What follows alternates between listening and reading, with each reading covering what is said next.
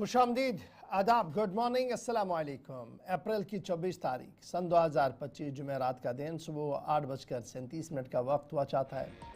आपका मेज़बान इशफाक और हस्ब वादा आपके सामने हाजिर खिदमत है प्रोग्राम सलाम जे के लेकर। आज के अहम तरीन मौज़ूआत आपके सामने रखने से पहले ज़रा ब्रीफली आपको बताते चलें कि आज भी खबर, तजिया और तबसरा होगा। उस खबर को आपके सामने दोबारा आज रखेंगे और उस पर तजिया तबसरा करेंगे, क्योंकि उस खबर को लेकर आज पूरे दिन मज़ीद कुछ खबरें आनी हैं, मज़ीद कुछ अपडेट्स आने हैं और उस खबर का आफ्टर शॉक यानी उस खबर का असर आज सरहद पार से भी देखने को मिलेगा। वज़ीर-ए-आज़म की सरबराही में कल रात देर गए कैबिनेट कमेटी ऑन सिक्योरिटी का इजलास हुआ। अहम तरीन फैसले लिए गए। फैसले क्या है आपने रात को सुने, लेकिन सियासतदान तजिया निगारों से कैसे देखते हैं उस पर आज तफसील के साथ गुफ्तगू करेंगे। बात इतनी ही नहीं होगी, बात जम्मू कश्मीर की भी होगी, हालात वाक़ात की भी होगी, ऑपरेशंस की भी होगी और 22 रन के अंदर क्या कुछ चल रहा है उस पर भी आपको रूबरू करवाने की कोशिश करेंगे। उम्मीद है कि आप हमारा साथ देंगे। कल आपसे गुफ्तगू नहीं हो पाई थी, लंबा प्रोग्राम चला था, हालात इस तरीके के थे कि आपको पल पल अपडेट देना पड़ा, लेकिन आज कोशिश करेंगे कि आखिरी 10 मिनट जो हमारे हो वो आपके साथ हम बिताएं। आप अपनी बात रखें, हालात वाक़ात पर अपनी बात रखें, मसाइल पर अपनी गुफ्तगू करें और वो गुफ्तगू जामिया हो, मौसर हो, फ़ाल हो, ये उम्मीद है हमारी और इसी उम्मीद के साथ प्रोग्राम का आगाज़ करते हैं। और सबसे पहले आपको बताते हैं कि आज तवारीख के पन्नों को खंगालने के बाद मेरे साथी आसिफ रशीद ने क्या कुछ देखा है। हिस्ट्री ऑफ द डे के ज़रिए से प्रोग्राम का आगाज़। खुशामदीद, गुड मॉर्निंग, इस्तकबाल आप सबका बहुत बहुत शुक्रिया। मैं आसिफ रशीद आपके साथ। आज जुमेरात है, उम्मीद और दुआ कि सब बखैर आफियत होंगे। प्रोग्राम सलाम जेके में हमारे साथ 10 बजे तक आप साथ रहेंगे। तमाम सोशल मीडिया प्लेटफॉर्म्स पर हमारा ताउन दीजिएगा। प्रोग्राम का फॉर्मेट वही है, शराइत के साथ फॉर्मेट के मुताबिक हमें आगे बढ़ना है और तारीख के आईने में आज के दिन की अहमियत क्या है ज़रा इसको समझने की कोशिश करेंगे हिस्ट्री ऑफ द डे में और उसके बाद एक एक करके खबरों पर या आज के मौज़ूआत पर चलेंगे। 1822 में दुनिया के पहले स्वामी नारायण मंदिर का अहमदाबाद गुजरात के अंदर इफ्तिताह आज के दिन हुआ। अप्रैल की 24 तारीख थी। अंग्रेजी कैलेंडर के मुताबिक साल 1822 आता है। इससे एक बरस कबल 1821 में मैक्सिको ने स्पेन से आज़ादी हासिल की। 1866 में अमेरिकी दारुल हुकूमत वाशिंगटन डीसी में आज के दिन झंडा लहराया गया और वक्त गुजरने के साथ साथ ये परचम तब्दील होता रहा। इसमें स्टार्स, इसमें थोड़ा सा रंग और इसका डिज़ाइन भी तब्दील हुआ। 1882 में मुतअद्दी बीमारियां, जिनमें से एक तकदीक है या ट्यूबरक्लोसिस जिसको आप टीबी कहते हैं, इसकी पहचान हुई। पहली मरतबा पता चला कि इस नाम की भी कोई बीमारी है। 1877 में रूस और तुर्की के दरमियान होने वाली जंग के बीच रूसी सल्तनत ने सल्तनत उस्मानिया के खिलाफ जंग का ऐलान किया। साल 1915 तारीख 24 अप्रैल सुल्तनत उस्मानिया की अरबनी आबादी की मुबैना कत्ले आम का आगाज़ आज के दिन हुआ। जब आप थोड़ा सा पीछे जाते हैं, अंग्रेजी कैलेंडर के मुताबिक देखते हैं तो तकरीबन 110 साल पहले ये वाक़या पेश आया। 1954 में ऑस्ट्रेलिया और सोवियत यूनियन ने सिफारती ताल्लुकात आज के दिन मुनक़ता किए, दोनों के दरमियान नहीं बन पाई। इस तरीके से रिलेशनशिप तलखियों का शिकार हुए, ख़त्म करने का फैसला आज के दिन हुआ। 1968 में मॉरिशस अक़वाम मुत्तहिदा का रुकन बना। मुतअद्दिद ममालिक जब रुकनियत हासिल कर रहे थे, मेंबरशिप ले रहे थे, तो उनमें मॉरिशस भी, या जिसको मोरक्को आप कहते हैं, उसने शमूलियत की। 1946 में जवान पेरून अर्जेंटीना के सदर आज के दिन मुंतखब हुए थे, दिन 24 अप्रैल का। साल 1943 जर्मनी ने अटलांटिक में इत्तेहादियों को शिकस्त दी। ये वो वक्त था जब सेकेंड वर्ल्ड वॉर या दूसरी जंग अजीम चल रही थी। 1938 में दुनिया में पहली बार नायलून का इस्तेमाल ब्रिस्टल टूथब्रश में किया गया था। नायलून का इस्तेमाल हुआ ब्रिस्टल टूथब्रश में। 1938 दिन आज का साल था। 1924 दिन आज का गज़ल के मशहूर फनकार तलत महमूद की पैदाइश आज के दिन हुई। एक तवील मुद्दत तक म्यूज़िक की दुनिया से वाबस्ता रहे और जो मौजूदा वक्त में गज़ल आप तक पहुंची है, मुख्तलिफ़ किस्म की म्यूज़िक और ये जो एक वेस्टर्न निज़ाम आपने दुनिया के अंदर या कल्चर देखा है, उसमें यही वो शख्सियात थी जिनने गज़ल को न सिर्फ हम तक पहुंचाया बल्कि गाकर गीत या संगीत या सुर के साथ दुनिया के कई हिस्सों में पहुंचाने, प्रोग्राम्स या फिर वो जो कंसर्ट्स होते थे उनके ज़रिए पहुंचाने का काम जिन लोगों ने किया, उनमें मशहूर फ़नकार तलत महमूद भी थे जिनकी आज पैदाइश हुई थी। तो हिस्ट्री ऑफ द डे में बड़ी बातें, अहम तरीन वाक़यात आपके सामने रखे हैं। इतिहास के पन्नों को जब पलटते हैं तो एक लंबी सूची हमारे सामने आती है। उसमें से कुछ इंपॉर्टेंट पॉइंट भारत और जो आलमी तारीख है उसमें आपके सामने रखते हैं। इसके बाद आगे बढ़ेंगे। हिस्ट्री ऑफ द डे के बाद आज के दिन की बात होगी, तो अगले साल अगर हम आपके सामने इस प्रोग्राम में हुए तो हिस्ट्री ऑफ द डे में आज का दिन भी गिना जाएगा। यानी भारत और पाकिस्तान के दरमियान 24, 25, 23 और ये सब अप्रैल को जो हो रहा है, ये दुनिया में उन बड़े वाक़यात में लिखा जाएगा जहां दुनिया के बड़े ममालिक के सिफारती ताल्लुकात बहाल होने या मुनक़ता होने की बात की जाएगी। आज सबसे पहले प्रोग्राम में बात करेंगे भारत और पाकिस्तान की। भारत सरकार की तरफ से कुछ बड़े फैसले लिए गए, सरहद पार इसका असर दिखना शुरू हुआ है और आज उस तरफ भी इजलास, थोड़ी देर में उस पर भी चलेंगे। लेकिन सबसे पहले सीसीएस इजलास में होने वाली चर्चा या बातचीत के बाद जो न्यूज कॉन्फ्रेंस में बड़े ऐलान किए गए भारत की तरफ से। सबसे पहले आपको बताते हैं कि रात देर गए काबीना कमेटी बराए सिक्योरिटी का अहम तरीन इजलास वजीर आजम की रिहाइशगाह पर मुनक्किद हुआ। तकरीबन 3.5 घंटे तक ये इजलास चला है और इस इजलास के बाद वजारत खारजा की प्रेस कॉन्फ्रेंस हुई, जिन्होंने 5 नुकात सामने रखते हुए ये साफ कर दिया कि पहलगाम हमले को नहीं भूला जाएगा। पहलगाम दहशतगर्दाना हमले के बाद भारत सरकार की मौसर कार्रवाई सामने आई है और डिप्लोमेटिक स्ट्रेटजिक इसे आप मान लीजिए कि ये एक स्ट्राइक है पाकिस्तान पर। और कल जो बड़े फैसले लिए गए हैं उसमें सबसे बड़ा फैसला कि भारत ने पाकिस्तान के खिलाफ बड़े फैसले लिए हैं। सिंध तास आबी मुआहदे को मुलतवी करने का बड़ा फैसला ले लिया गया है। सिंध तास यानी इंडस वाटर ट्रीटी पर बड़ा फैसला लिया गया है। इशारे बहुत पहले से मिल रहे थे। पहलगाम वाले इंसिडेंट ने इसको मजीद आगे बढ़ाया और कल वजीर आजम साहब की सरबराही में यह फैसला लिया गया कि इसे मुलतवी कर दिया जाए। यानी यकतरफा तौर पर भारत पाकिस्तान के बीच में जो सदियों से एक पानी का मुआहिदा चल रहा था उस पर भारत दस्तबरदार होने का फैसला कर चुका है। मुआहिदा मुलतवी हो चुका है। ऐलान कल सीसीएस की तरफ से कर दिया गया है। न सिर्फ इतना बल्कि पाकिस्तानी हाई कमीशन, पाकिस्तान के अंदर जो भारत का हाई कमीशन है उसमें ना के बराबर काम होगा। पहले हाई कमीशन को हटा दिया गया था, फिर डिप्टी हाई कमीशन वापस आए थे, फिर ऑफिस इंचार्ज वहाँ पर थे, उसको भी अब ऑलमोस्ट ख़त्म कर दिया गया है और लगभग ना के बराबर यहाँ पर सफारती ताल्लुकात अब रहेंगे। ये दूसरा बड़ा फैसला लिया गया है। अटारी बॉर्डर और वाघा सरहद पर भी कार्रवाई कर दी गई है। अटारी बॉर्डर को पूरी तौर पर बंद करने का ऐलान कल वजीर आजम की सरबराही की मीटिंग में लिया गया है। यानी एक तरफ से इंडस वाटर ट्रीटी जो तकरीबन बहुत पुरानी ट्रीटी है, जिसमें 2 वज़राए आज़म ने एक दस्तखत करके एक मुआहिदा तय किया था, फिर वर्ल्ड बैंक इस पूरे मामले को देख रहा था।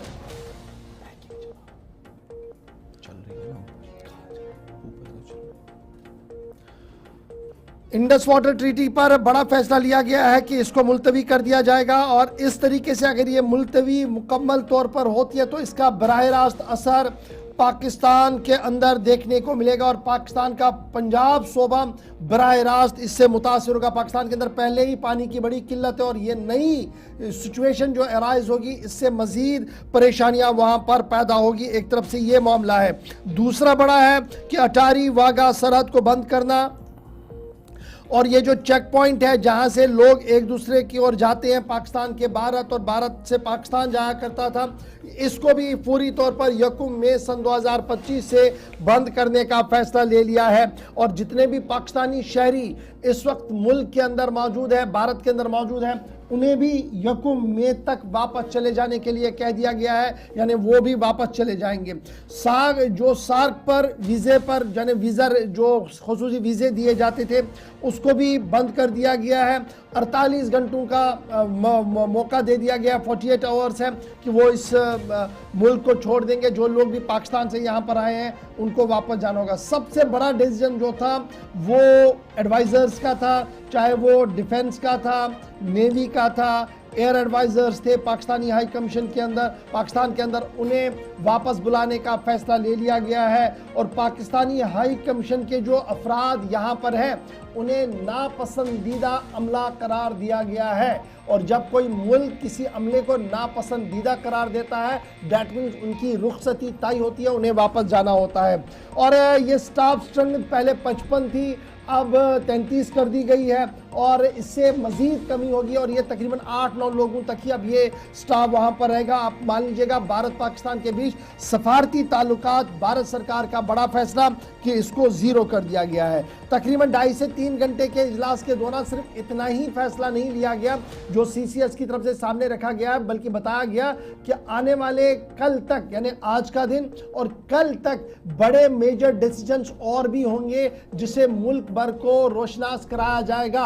और ये बड़ी बात जब सामने आई कि सिंता साबी मुआहिदे पर यकतरफा तौर पर फैसला हुआ, डिप्लोमेटिक चैनल्स को ख़त्म कर दिया गया, वाघा अटारी बॉर्डर पर जो चीज़ें चल रही थी उसको रोक दिया गया, तो अक्रॉस द बॉर्डर ये साफ कर दिया गया कि terror and talks can't go together. ये तो एक नारा था, अब दूसरा नारा है कि terror and water can't go together. इस पर भी सख्ती के साथ भारत सरकार ने अपने मौक़िफ़ को साफ कर दिया है और ये साफ कर दिया है कि जनाब सूरत हाल ये है कि जब तक पाकिस्तान मुकम्मल तौर पर इंतहा पसंदी और दहशत गर्दाना कार्रवाइयाँ रोकता नहीं है और उन अफराद पर शिकंजा नहीं कसता है जो उनकी मुल्क के अंदर, उनकी सरजमीन के अंदर रहकर दुनिया भर के अंदर कार्रवाइयाँ कर रहे हैं और स्पेशली मुल्क भारत के अंदर कार्रवाइयाँ करते हैं, बयानात देते हैं, उकसाते हैं लोगों को, जब तक ये चीज़ें बंद नहीं होगी तब तक भारत सरकार का अटल और मौक़िफ़ साफ है कि अब मुज़ाकरात के दरवाजे भी नहीं हैं, अब सफारत खारी भी बड़ी कम हो गई है और आने वाले दिनों में मजीद सख्त इक़दाम पाकिस्तान के हवाले से लिए जा सकते हैं। एक बड़ी खबर ये खुलासतन हमने आपके सामने रख दी है। अब इसका रद्द-ए-अमल क्या कुछ है उसको जानने की कोशिश करेंगे। हमारे साथ पीपल्स डेमोक्रेटिक पार्टी के तर्जमान भी ज्वाइन करेंगे, नेशनल कॉन्फ्रेंस के सीनियर लीडर ज्वाइन करेंगे और भी कुछ लीडर ज्वाइन करेंगे ताकि हम इस पूरे मामले को समझ सकें कि जो दिल्ली में रात देर गए मीटिंग हुई, उस मीटिंग का इम्प्लीमेंटेशन क्या है, इस मीटिंग का फैसला अब कैसे होगा और क्या आने वाले दिनों में हम जम्मू कश्मीर के हवाले से देख रहे हैं। ज़ुहैब मीर पीपल्स डेमोक्रेटिक पार्टी के तर्जुमान हैं, नौजवान लीडर है। सबसे पहले जरा इनका रिएक्शन लेते हैं, पार्टी का मौक़िफ़ समझने की कोशिश करते हैं। ज़ुहैब बहुत शुक्रिया गुड मॉर्निंग ज्वाइन करने के लिए। रात कैबिनेट कमेटी बराए सिक्योरिटी का इजलास और कैबिनेट कमेटी बराए सिक्योरिटी के इजलास में 5 नुकात सामने रखे गए और 5 नुकात ऐसे हैं जिनका इतलाक पाकिस्तान के साथ होता है, जिनका बराह रास्त असर पाकिस्तान की डिप्लोमेसी के साथ है और फिर वो तमाम बातें जम्मू कश्मीर की सियासत के साथ भी जुड़ रही है। पहला रिएक्शन बहश्त तर्जुमान पीपल्स डेमोक्रेटिक पार्टी का जो वज़ीर आज़म की सरबराही में कैबिनेट कमेटी ऑफ सिक्योरिटी ने फैसला लिया है। देखिए गौहर साहब, इस टाइम पे सबसे पहले जो हमारे कश्मीर की सरजमीन पे ये दर्दनाक ये वाकया जो पेश आया है, आप मेरी बात सुन सकते हैं? जी जी बिल्कुल, आपकी आवाज आ रही है। दर्दनाक जो वाकया जो पेश आया है जम्मू कश्मीर की सरजमीन पे, ये काफी निंदनीय है और पूरी पार्टी की तरफ से, पूरे जम्मू कश्मीर के लोगों की तरफ से हम इसकी पुरजोर मजम्मत करते हैं। रही बात जो कि कल फैसले आए, लेकिन उससे फैसले से पहले मैं एक बात बता दूं कि कल कश्मीर ने एक्चुअली में दिखा दिया कि कश्मीरियत का मतलब क्या है। हर कोई तबका, चाहे वो पॉलिटिकल तबका हो, चाहे वो डॉक्टर्स हो, चाहे वो मार्केट में लोग हो, चाहे वो होटेलियर्स हो, सिविल सोसाइटी हो, हर किसी तबके ने इसकी पुरजोर मजम्मत की है और हमने दिखा दिया है कि Kashmiris are not with terror. Kashmiris cannot, हम लोग ये नहीं कर सकते कि कोई भी वहां से हमारे घर पे आता है एज मेहमान की तरह और यहाँ पे उसके साथ इस तरीके का बर्ताव होता है। तो we are absolutely not with that. For that Kashmiris have shown that collective resolve और इसी कलेक्टिव रिजॉल्व को आगे बढ़ाते हुए whatever the country needs to take action for to develop the security situations in Kashmir, किसी भी तरीके से अगर सिक्योरिटी सिचुएशन को ठीक करना है, उस कलेक्टिव रिजॉल्व हमें इस टाइम देश के साथ दिखाना है और उस कलेक्टिव रिजॉल्व में अगर कुछ देश को फैसले लेने हैं, उसके साथ वो देश का मामला है, वो MEA का मामला है, डिफेंस मिनिस्ट्री का मामला है, लेकिन eight the end of the day Kashmir में सिक्योरिटी सिचुएशंस ठीक हो जानी चाहिए, क्योंकि कश्मीर की जो सिक्योरिटी सिचुएशन जो अभी तक जो एक हिसाब से तस्वुर दिया गया था, प्रोमलगेट किया गया था, वो शायद उतना ठीक नहीं है जितना बोला गया था। तो कश्मीर की सिक्योरिटी सिचुएशन को ठीक करने के लिए हम कलेक्टिव रिजॉल्व के साथ हैं। बाकी रही बात ये सब, वैसे भी ये जो वाघा बॉर्डर पे जो ये तमाशा होता था, it was any civilised country should not do all these things. वैसे भी वो तमाशा ही था, वो नहीं होना चाहिए था। हाँ, यानी रही कुल मिलाकर क्या बाकी मैं ये सारी समझूं कि चीजें हैं, People's Democratic collective party resolve. वजीर आजम साहब की सरबराही में जो काबीना कमेटी बराए सिक्योरिटी का इजलास हुआ, उसके इन तमाम फैसलों की तायद करती है और ये मानती है कि जनाब ये वक्त की मजबूरी है इस तरीके के फैसले लेना। और इंडस वाटर ट्रीटी पर ऑलरेडी हमारे लीडर्स का एक मौकफ था, उस मौकफ की भी तायद कल रात देर गए वजीर आजम साहब ने कर दी है। जम्मू कश्मीर में इंडस वाटर ट्रीटी का जम्मू कश्मीर के लोगों को उसका फायदा तो ज्यादा मिलता नहीं था, लेकिन मैं बस इतना बता रहा हूं कि कलेक्टिव रिजॉल्व इस टाइम देश को चाहिए। और security situation at the end of the day, the ultimate aim जो है इस पूरी, चाहे CCS की मीटिंग हो, चाहे वो कुछ भी हो, चाहे यहाँ पे फैसले लिए गए, अल्टीमेट एम है सिक्योरिटी सिचुएशन जम्मू कश्मीर की ठीक होना। और शायद जिस तरीके का वो तस्वीर नहीं दिया गया था वो ठीक, वो उतना ज्यादा ओके जी, मुझे हमारे नहीं लगता है साथ वो ठीक सीनियर था, लेकिन अब पार्लियामेंटेरियन और मौजूदा मेंबर वो ठीक होनी चाहिए। असेंबली पांपोर जनाब जस्टिस हसनैन मसूदी साहब भी हैं। मसूदी साहब, बहुत शुक्रिया सर ज्वाइन करने के लिए। सीनियर पार्लियामेंटेरियन के तौर पर आपसे पहले ये ज़रा समझना चाहूँगा कि ये जो कल रात डिसीजन लिया गया कैबिनेट कमेटी ऑन सिक्योरिटी, और उसमें वज़ीर आज़म साहब के साथ जो तबादला ख्याल हुआ है मेंबर्स का, उसके बाद जो MEA की ब्रीफिंग आई है और बड़ी रेस्ट्रिक्टेड ब्रीफिंग थी, 5-8 पॉइंट्स पर उन्होंने इख्तिफा करके कहा कि बस आज इतना ही, 2 दिन बाद दोबारा मिलेंगे, और ये एक्सपेक्ट किया जा रहा है कि major decisions are in line and fire कुछ दिनों में आ सकते हैं। बहस्त नेशनल कॉन्फ्रेंस के सीनियर लीडर, किस तरीके से आप इन तमाम डिसीजंस को देखते हैं और क्या प्रॉपर टाइम पर प्रॉपर कार्रवाई की भारत सरकार की तरफ से हुई है?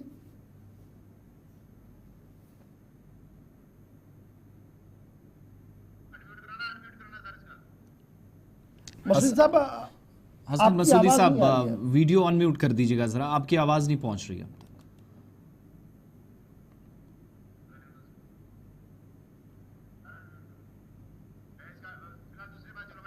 देखिए जी जी कंटिन्यू जी करें। जी जी, अब आवाज आ रही है? बिल्कुल आवाज आ रही है। तो जनाब, ये जो आज का कल जो ये एक इक़दामात का ऐलान किया गया, ये पहले रहा करता था 2 मुल्कों के दरमियान सिर्फ इल्जामात की बात रहती थी, उस तक महदूद रहता था। अब ये जो वसीला बन गया, ये कल जो इक़दामात किए गए, ये अब सीधे सीधे कटहरे में खड़ा किया गया। जी, जो जिस मुल्क की तरफ इशारा है या जिस मुल्क के खिलाफ ये सब इक़दामात किए गए, कि अब फॉर्मली ये कहा गया कि इनके खिलाफ इक़दामात है, तो ये इल्जामात के हाथ से बाहर निकल गए, उससे उसको क्रॉस करके। दूसरी बात है, अब देखिए मुल्क में दबाव था, इतना बड़ा सानिया हुआ, इतना बड़ा दिलदोज वाक़ा हुआ जिसकी हर तरफ से मजबूत हुई, हर एक इस पर रंजीदा है, तो हर आंख नम है। तो जाहिर सी बात है, अवाम जो थे मुल्क के, वो तवक्का करते थे कि कुछ ना कुछ किया जाएगा, कंक्रीटाइज करके सारी एक्शन कुछ ना कुछ किया जाएगा, जिससे ये एक संदेश जाए, एक मैसेज जाए कि ये enough is enough, there should be an end to it. अब ये जो इल्जाम किए गए, पहले तो मैंने कहा कि जैसे वहां से भी कभी इल्जाम लगाए जाते थे, जैसे वो जाफर ट्रेन का हुआ का वो, लेकिन वो इल्जाम की हद तक ही रहते थे। आज इससे ये फर्क पड़ा कि आज इन्होंने ये सारा कंक्रीटाइज करके ये सारे इक़दाम कटहरे में खड़ा किया। इसके 2 मकासद है, एक ये है कि मुल्क में जो अवाम है, जिनकी जो रंजीदा है, उनकी तशफ़ी हो जाए, उनको ये एहसास हो कि कुछ ना कुछ जिस सरकार ने इक़दाम किए हैं, एक तो उनको एड्रेस करना है। दूसरी बात है, बैनुल अक़वामी जो इंटरनेशनल कम्युनिटी है, वो भी जान गई कि नहीं, ये जो इक़दाम किए गए ये एक मुल्क की तरफ है।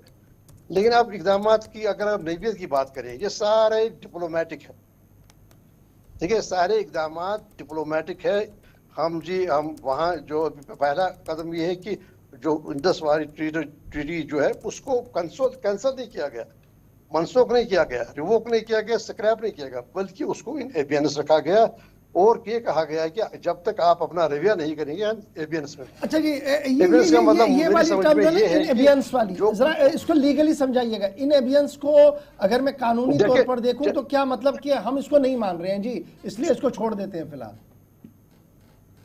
नहीं, फिलहाल देखिए इन एबियंस से उसका मतलब है जो हमारे लिए लवाजमात थे इस ट्रीटी के तहत हम वो लवाजमात पूरे नहीं करेंगे। जैसे कि वक्तन फवक्तन इसके हम पर ये लाजिम था कि कुछ तफसीलात जो है, जो डाटा जो है, जो कमीशन की जो मीटिंग्स हुआ करती के भाव के बारे में या बाकी वो डाटा वो जो हमें अपनी जिम्मेदारियां थी ट्रीटी के तहत, ये मेरी समझ के मुताबिक वो जिम्मेदारियां हम नहीं करेंगे। लेकिन इससे ये तासुर नहीं लेना चाहिए कि नहीं पानी जो है वो स्क्रैप की गई या कैंसिल की गई, बल्कि इन एबियंस रखी गई और एबियंस रखी गई कि तावक्त है कि आप उसमें वो दर्ज किया गया क्या क्या करेंगे। अच्छा हसनैन मसूदी साहब, ये जो 5 बड़े फैसले हुए हैं इनमें एक इंपॉर्टेंट चीज ये भी है कि सिफारती अमला जिसको वहां कम करने की बात हुई, हो सकता है कि आज पाकिस्तान उसके ताल्लुक से भी जब बैठक होगी, वहां मीटिंग होगी, उस पर कोई फैसला आए।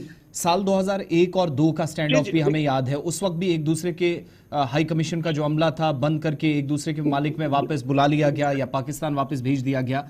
खित्ते के अंदर जहां जो जिस तरफ जोहिब साहब भी इशारा कर रहे थे कि बेसिक चीज जो है, जो गोल है वो ये है कि जम्मू कश्मीर में अमन अमान कायम हो, दहशतगर्दी के वाकयात बंद हो, असल तवज्जो वहां से दी गई इन सारे मामलात पर। क्या ये पॉसिबल है 2001 और 2 के हालात को और आज को कंपैरिजन करते हुए कि शायद दोबारा से वो जो बीच में कोशिशें हुई, फिर भारत पाकिस्तान के मुज़ाकरात हुए और यहां तक के बीच में बाद में हुर्रियत भी मरकज तक गई, बातचीत हुई, लेकिन इस बार क्या सूरत हाल ऐसी नजर आती है कि कम से कम भारत और पाकिस्तान के हुकाम दोबारा बातचीत करे और 20 साल पहले जो था आज 2025 में वैसे हालात दोबारा बन पाए? जी, वो स्कोप तो बिल्कुल मौजूद रहा। देखिए जैसे हमारे डायरेक्टर जनरल मिलिट्री ऑपरेशंस है जी, उनका आपस में एक जो राब्ता है, उसी वजह से हमारी जो एलओसी है वो खामोश है, वो कायम रखा गया। ठीक है, ये जो मैंने इसीलिए कहा ना कि ये सारे डिप्लोमेटिक जो मेजर्स है, एक ये है कि तसल्ली के लिए और मुल्क में ये पैगाम भेजने के लिए कि नहीं हमने बिल्कुल इसको इग्नोर किया, जो हमसे जो तवक्को थी वो हमने किया। दूसरी बात है इंटरनेशनल कम्युनिटी को भी ये कहना है कि ये संदेश देना, ये मैसेज देना कि हमने इस मुल्क के इस जो हमारा समसाया मुल्क है इसके खिलाफ ये इल्जाम किए। उसका मतलब है कि इल्जाम की जो लेवल थे उससे पार कर गया ये। अब ये कुछ इकदाम किए गए, लेकिन एसेंशियली इसमें देखिए आप जानते हैं, आपकी नजर है ये डिप्लोमेटिक मेजर्स हैं। आज हमने मिलिट्री अताशी साहब, मैं दोबारा आपके पास ज़ोहैब के पास चलता हूँ। ज़ोहैब साहब, बड़ा इंपॉर्टेंट ये है कि हम जब आपकी जमात को देखते हैं, नेशनल कॉन्फ्रेंस की जमात को देखते हैं, 2 रीजनल बड़ी जमातें हैं यहाँ पर, दोनों का ये मौक़िफ़ था कि जनाब पाकिस्तान के साथ मुज़ाकरात हो। पिछले दिनों भी हमने महबूबा मुफ्ती साहिबा को ये सुनते हुए देखा कि जनाब हल मसले का करना तो मुज़ाकरात ही है और पाकिस्तान को भी बात की जाए। फिर नेशनल कॉन्फ्रेंस की टॉप लीडरशिप भी लगातार इस बात को कहती रही है। जब डिप्लोमेटिक टाइज ख़त्म हो गए हैं तो अब जिस तरीके से मसूदी साहब कह रहे हैं कि कुछ चीज़ें अभी तक इल्ज़ामात तक थी, अब ये इल्ज़ामात से ऊपर चली गई हैं जी, और ये मामला हम देख रहे हैं, यानी कहीं ना कहीं रियलिटी तक ये मामला आ गया, ब्लैक एंड वाइट से अब ये बाहर आ चुका है।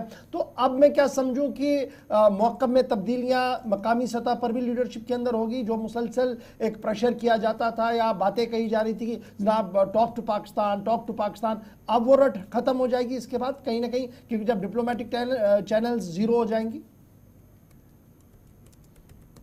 देखिए, इस टाइम पे जम्मू कश्मीर के दिलों पर बहुत ज्यादा वार हुआ है।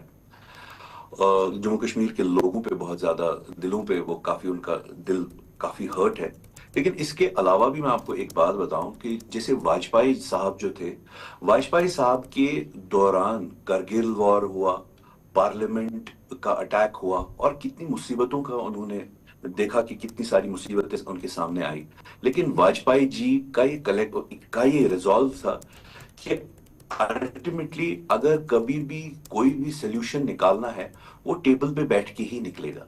वो या तो फिर आपके पास एक और ऑप्शन है, you have to go into a full blown war, क्योंकि फुल ब्लोन वॉर जो होता है वो वॉर मॉन्गर्स का काम होता है। अगर कहीं पे ये ऐसी हरकत हुई है, इसकी हमने बहुत मजम्मत की। कश्मीरी पॉलिटिकल पार्टीज को छोड़ दीजिए, peoples democratic party, national conference, इसको छोड़ दिए, आम कश्मीरी इसके काफी खिलाफ है।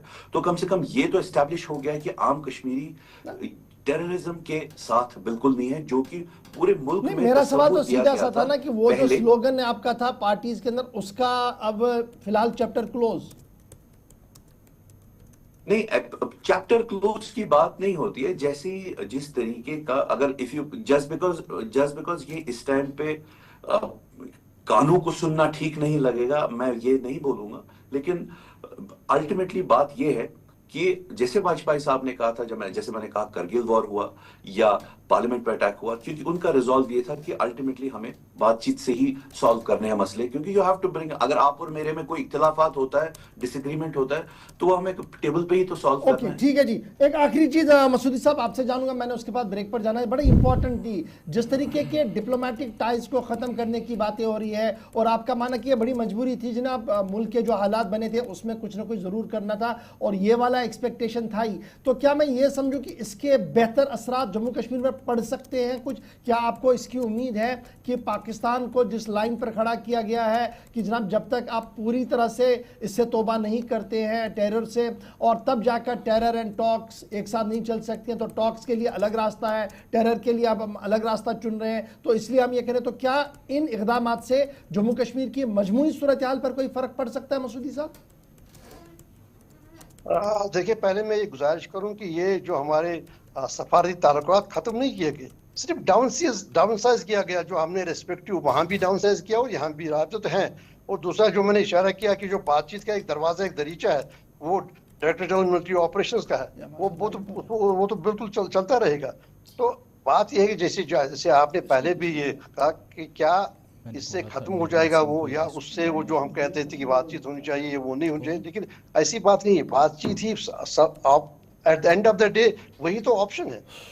ऑप्शन के वो कैसे, ये अब देखिए, ये एक रिएक्शन है जैसे इस तरीके से किया गया, जो अभी ये पहलगाम का जो वाक़ा हो उस पर ये हम रंजीदा है, हमारे दिल रंजीदा है। तो इसका एक मुझे लगता है एक रद्दमल है, जो रद्दमल में हमने एक मैसेज गया, हमने ये कहा कि ये पहले बात ये है कि ये आपकी तरफ है, दूसरी बात ये है कि ये इसको हम हम इससे रंजीदा है और हम इस पर अपना रिएक्शन दे रहे हैं। लेकिन जहां तक आपका असली बेसिक सवाल है, उस बेसिक सवाल जनाब, उसके बगैर कोई ऑप्शन होता नहीं है। क्या हो क्या ना हो, जो कौमें, जो मुल्क जो जंग में रहे हैं, जंग के बाद भी उसके बाद भी फिर नेगोशिएशन हो गई, फिर बातचीत हो गई और हल किए गए।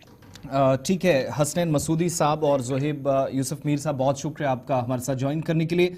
ज़रा भारतीय जनता पार्टी का मौक़िफ़ भी इस पर जान लेते हैं, जो बड़ी सख्त इस मामले में नज़र आए। और हमारे साथ कविंदर गुप्ता साहब हैं, farmer deputy chief minister Jammu Kashmir के और भारतीय जनता पार्टी के सरकर्दा लीडर हैं। बहुत शुक्रिया sir. Good morning Kavinder Gupta साहब। कैसे सेंट्रल गवर्नमेंट के इन फैसलों को, और इनिशियली जो 48 घंटों के दौरान ये रद्द-ए-अमल या जो रिएक्शन भारत सरकार ने किया है, कैसे आप इन फैसलों को देख रहे हैं उस वक्त जब पूरे मुल्क के अंदर एक शदीद किस्म का गमो गुस्सा या नाराजगी पहलगाम अटैक के बाद देखी गई? देखिए, ये जो पहलगाम का अटैक हुआ है, बहुत ही इसने पूरे हिंदुस्तान के दिल पर चोट की, और लोगों की एक्सपेक्टेशंस भी हैं कि पाकिस्तान जिस प्रकार से उसको सुधारने की जरूरत है, उसी प्रकार से उसका इलाज किया जाना बहुत जरूरी है। तो आज जिस प्रकार से यहाँ पर CCS की मीटिंग हुई, तो उसी के साथ ही इन चीजों पर सैंक्शन लगाई गई। तो इस सभी में जरूरी था कि पाकिस्तान का जो हुक्का पानी है वो बंद कर देना चाहिए। पाकिस्तान की हमारे लिए एक ऐसी नासूर बन चुका है जो समय समय पर आतंकवाद को हमेशा से बढ़ावा देता है, और उसी का परिणाम है कि कल ये जो फैसले किए गए हैं, सबसे पहले तो उसका स्वागत किया जाना चाहिए। और इसके बाद प्रधानमंत्री जी ने ये पहले भी उनको ये एक चेतावनी दे दी है, अगर इस प्रकार से नहीं सुधरेंगे तो पाकिस्तान के प्रति जो उनका हाई कमीशन को खत्म किया जाना, बाघा बॉर्डर पर जो होता है, सिंधु जल संधि है जो, उसको खत्म किया जाना, एक ये तो अभी शुरुआत है। अगर इसी तरह से पाकिस्तान को समझ नहीं आई तो उसको दूसरे तरीके से भी समझाना पड़ेगा।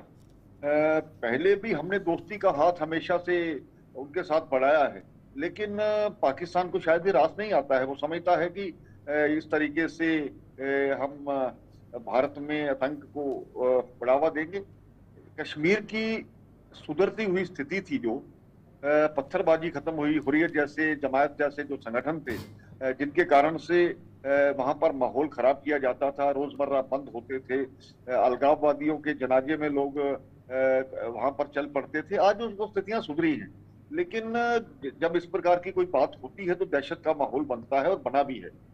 तो लोगों की जो एक्सपेक्टेशन थी, मुझे लगता है सरकार उस पर खरे उतरेगी। अच्छा कविंद्र गुप्ता साहब, अब तक हम देख रहे थे रिलेशंस तो वैसे भी उतने बेहतर नहीं थे, बातचीत कोई डायरेक्टली नहीं होती थी, लेकिन फिर भी एग्रीमेंट्स के मुताबिक दोनों देश काम करते थे और कई बार लड़ाई यहाँ तक पहुँचती थी कि खेल के मैदान तक पहुँचती थी, वहाँ चीज़ें थोड़ी बहुत प्रभावित होती थी, लेकिन फिर भी चलता रहा। आज हम ये भी देख रहे हैं जब पूरी तरीके से डिप्लोमेटिक टाइज को थोड़ा नीचे कर देना, या पूरी तरीके से अभी ख़त्म नहीं किए गए, लेकिन पहले के मुकाबले अब देखेंगे हम एक्टिविटीज़ बड़ी कम होंगी, ट्रेड बंद कर देना, ये सारी चीज़ें आपको नहीं लगता बहसियत सीनियर पॉलिटिशियन या एक पॉलिटिकल पंडित की जम्मू कश्मीर पर इसके सबसे ज़्यादा नेगेटिव इम्पैक्ट पड़ सकते हैं, जहां ऑलरेडी पाकिस्तान से अवाम और सरकार दोनों तंग थे कि बार बार शरारत हो रही है, लेकिन जब उसे खुला मैदान दे दिया जाएगा कि आप इस तरीके से बॉर्डर स्टेट के अंदर आप ये काम कर रहे हैं, हम आपके साथ बैठने के लिए तैयार नहीं है, मजीद पेचीदगियां, मजीद मुश्किलें बढ़ सकती हैं? देखिए, पहले ही सरकार ये कह चुकी है कि अगर बातचीत और आतंक दोनों इकट्ठे नहीं चल सकते। हमने कभी इसके लिए इनकार नहीं किया है, लेकिन इसका यह मतलब नहीं है कि हमें कमजोर समझा जाए। पाकिस्तान को सबक सिखाना हमें आता है। पहले ही 3 जंगों में जिस प्रकार से पाकिस्तान को सबक सिखाया, भारत तो आगे बढ़ता रहा, लेकिन इकॉनमी किसकी फेल है? पाकिस्तान की। पाकिस्तान आतंक को बढ़ावा देकर के हिंदुस्तान की जो बढ़ती हुई ताकत है उसको रोक पाएगा? ये संभव नहीं है। आज वहां की आप जो वहां का आवाम है उसके बाद उनकी भी तो व्यूज सुनिए, वो क्या कहना चाहते हैं। वो ये जो पाकिस्तान में आज प्रधानमंत्री जो बना है, कल उसको फांसी लग जाएगी या उसको देश निकाला दे दिया जाएगा, उसको जेल में डाल दिया जाएगा। यहाँ अनसर्टेनिटी जो बनी रहती है उस पर लोग कंपैरिजन जब करते हैं प्रधानमंत्री मोदी की सरकार से, तो बहुत सी हमें इकोनॉमी हमारी सुधरी है, पाकिस्तान भुखमरी के कगार पर है, ये सभी चीजों का कंपैरिजन होता है। पाकिस्तान को सैंक्शंस लगा करके हमारे पास व्यापार के लिए, दूसरी चीजों के लिए कोई देशों की कमी नहीं है।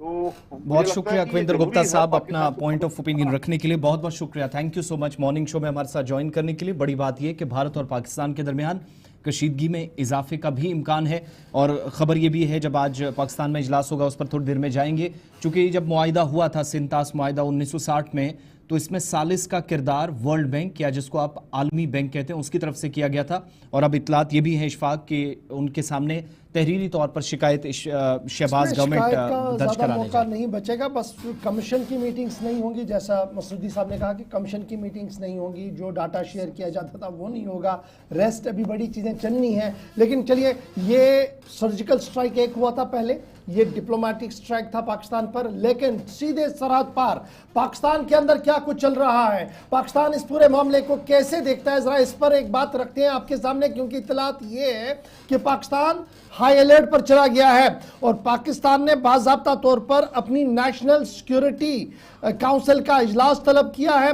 भारत ने जिस तरीके से डिप्लोमेटिक स्ट्राइक पाकिस्तान पर किया है, इस्लामाबाद के अंदर आज नेशनल सिक्योरिटी मीटिंग बुला दी गई है। कैबिनेट कमेटी ऑन सिक्योरिटी की मीटिंग जिस तरीके से नई दिल्ली के अंदर कल हुई है, आज शहबाज शरीफ पाकिस्तान के वजीर आजम की सरबराही में बाज़ाब्ता तौर पर नेशनल सिक्योरिटी मीटिंग होने वाली है। ISI और उसके साथ साथ मिलिट्री इंटेलिजेंस के चीफ को भी इस मीटिंग के अंदर खुसूसी तौर पर तलब किया गया है। पाकिस्तान ने अपने एयरफोर्स, नेवी और दीगर बेड़े को भी सख्त तैयार कर लिया है। इधर इतलात और खबरों के मुताबिक पाकिस्तान ने अपनी लाइन ऑफ कंट्रोल के पास, यानी उनके पास जो इलाके हैं लाइन ऑफ कंट्रोल के उस पार जो इलाके हैं, उन्हें रेड जोन बना दिया है और रेड जोन बनाने के साथ साथ कई इलाकों को खाली भी करवा दिया गया है। ये इत्तलात पाकिस्तानी मीडिया के साथ सामने आई है। पाकिस्तानी मीडिया जहां आज नेशनल सिक्योरिटी की मीटिंग शहबाज शरीफ की सरबराही में होगी, कुछ टॉप लीडर्स को तलब किया गया है। उसके साथ साथ आईएसआई के चीफ, मिलिट्री इंटेलिजेंस के चीफ इस मीटिंग के अंदर रहेंगे। पाकिस्तानी एयरफोर्स, नेवी और आर्मी को हाई अलर्ट पर कर दिया गया है और उसके साथ साथ लाइन ऑफ कंट्रोल के आसपास के इलाकों के अंदर रेड जोन बनाने का फैसला मिलिट्री इंटेलिजेंस की तरफ से लिया गया है। ये बड़ी खबर इस वक्त पाकिस्तान से सामने आ रही है और कई गांवों को खाली कराने के अहकाम भी पाकिस्तानी इंतजामिया की तरफ से जारी कर दिए गए हैं। तकरीबन भारतीय वक्त के मुताबिक 3:30 बजे पाकिस्तान की वजारत खारजा की प्रेस कॉन्फ्रेंस होगी और उस प्रेस कॉन्फ्रेंस में आलमी प्रेस को बुलाया गया है, वर्ल्ड प्रेस को मदऊ किया गया है। पाकिस्तान के वजीर आज़म शहबाज शरीफ आज नेशनल सिक्योरिटी कमेटी का इजलास बुला रहे हैं जिसमें भारत की तरफ से उठाए गए इक़दामात का जवाब दिया जाएगा। अब सियासी मुबस्सिरीन और पॉलिटिकल कमेंटेटर्स का यह मानना है कि जनाब इस इजलास के अंदर इसी तरीके से चंद फैसले लिए जाएंगे, यानी जिस तरीके से हाई कमीशन की स्ट्रेंथ को कम किया गया वही जवाब पाकिस्तान की तरफ से होगा।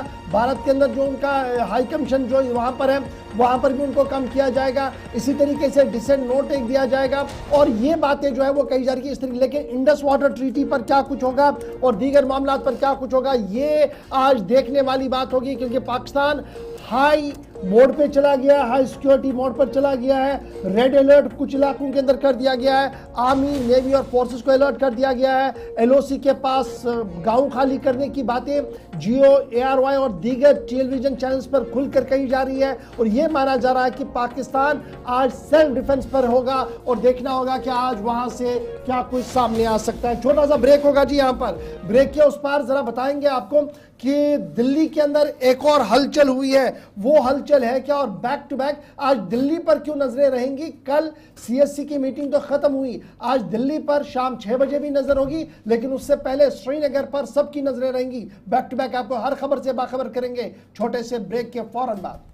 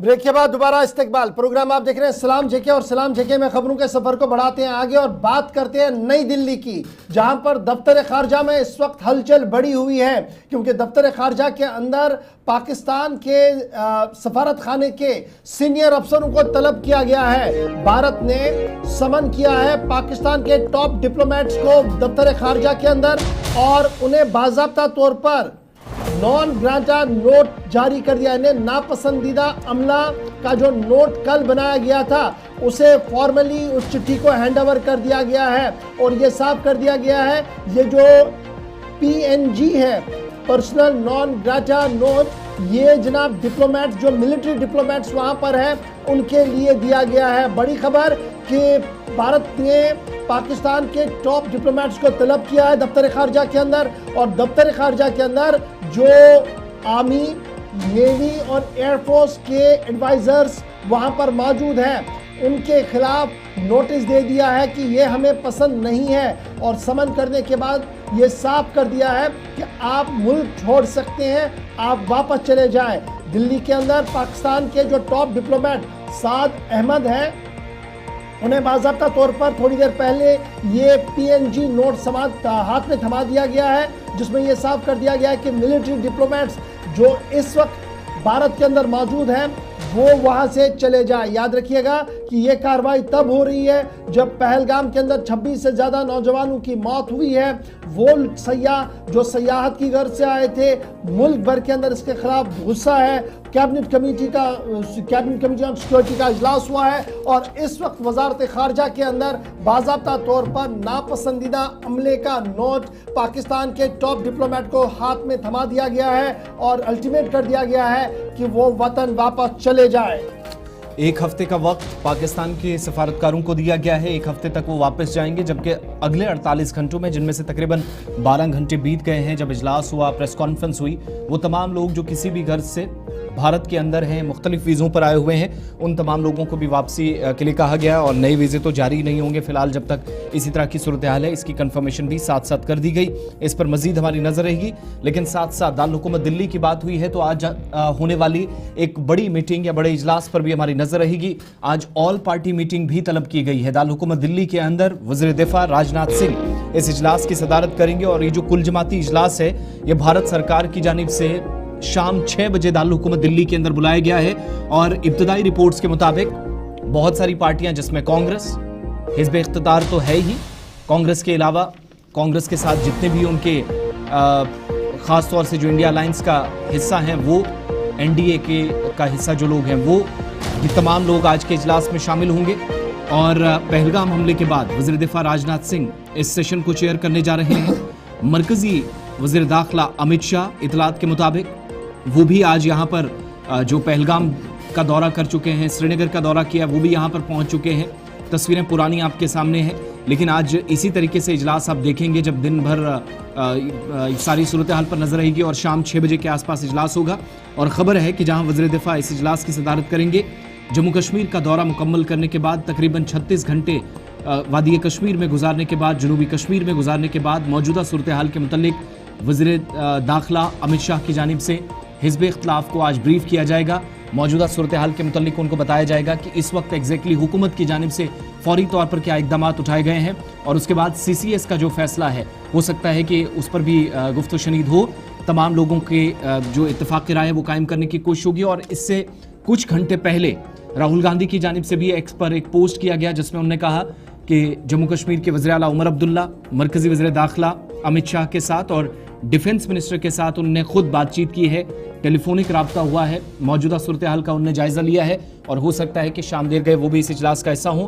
तो कुल जमाती इजलास जब दिल्ली में होगा, अगला फैसला जो भी हुकूमत का हो उस हवाले से आगा हिज़्ब इख्तिलाफ को भी कर दिया जाए। शाम 6 बजे वज़ीर दिफा राजनाथ सिंह, सरकार ने कल क्या कुछ किया है रात देर गए मीटिंग के अंदर, अगला कदम क्या कुछ होगा, एतमाद में लेने की कोशिश की जाएगी तमाम पार्टियों के लीडर्स को। तो याद रखिएगा ये इजलास भी इंतहाई अहम है क्योंकि इस इजलास के अंदर जो फीडबैक सरकार को दिया जाएगा, सरकार ने उस पर काम भी करना है आगे और यहीं पर एक और हिकमत अमली तरतीब दी जाएगी। और यही माना जा रहा है कि आज शाम 6 बजे के बाद पॉलिटिकल डायमेंशंस पर कुछ और तब्दीलियां भी देखने को मिल सकती है। ये तो थी बात दिल्ली की, लेकिन जरा बात जम्मू कश्मीर की भी करते हैं। रियासत के वजीर आला उमर अब्दुल्ला ने भी कमर कस ली है और दोपहर 3 बजे कुल जमाती इजलास श्रीनगर के अंदर तलब कर लिया गया है। बड़ी खबर कि तमाम सियासी जमातों के रहनुमाओं को बाज़ाब्ता तौर पर दावतनामे उमर अब्दुल्ला वजीर आला की तरफ से कल जारी कर दिए गए हैं और दोपहर 3 बजे के आसपास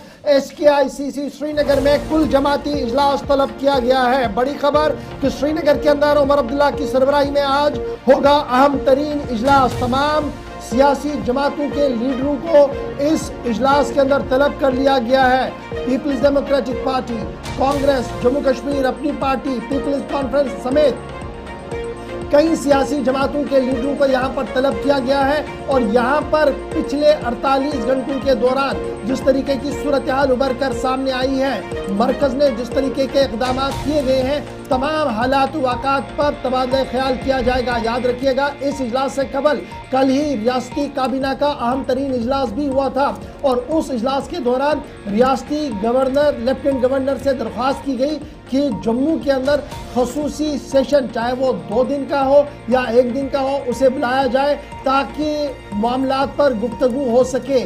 आज का इजलास जम्मू कश्मीर की सियासत के हवाले से इंतहाई अहम करार दिया जा रहा है। सीधे श्रीनगर चलेंगे, इमरान नाइको हमारे साथ। इमरान, जरा अपडेट करें कि 3 बजे के आसपास इजलास जबरवन की पहाड़ियों के दामन पर और झील डल के साए में होने वाला है।